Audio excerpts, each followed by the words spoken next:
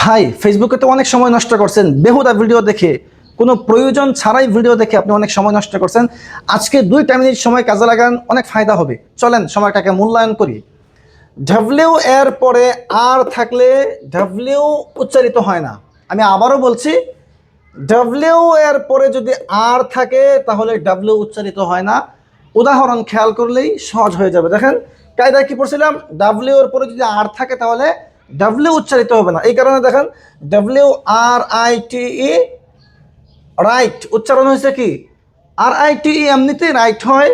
আবার এই ডাব্লিউটা আসছে আমাদের এই কায়দার কারণে এই ডাব্লিউ উচ্চারিত হবে না, এটা শুধু লেখার মধ্যে আসবে, পড়ার মধ্যে আসবে না।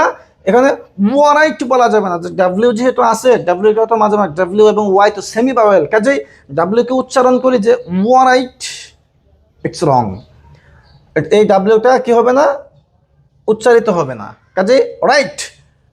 WRAP র্যাপ, ডাব্লিউ উচ্চারিত হবে না, এটা শুধু লেখার মধ্যে আসবে।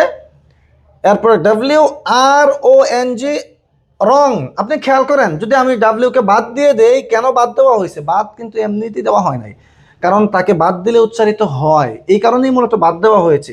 ধরেন এই ডাব্লিউটা নেই, RONG রং, তারপরেও রং হয়, ডাব্লিউটা লেখার মধ্যে আসলেও রং হয়, কাজে এটা ওয়ারং হবে না, বরং রং হবে।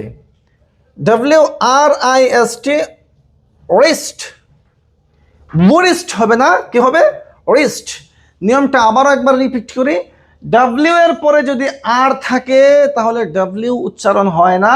এই কারণে এই যে কালো কলম দিয়ে লেখা সবগুলো ডাব্লিউ শুধু লেখার মধ্যে আসবে, কিন্তু উচ্চারণে আসবে না।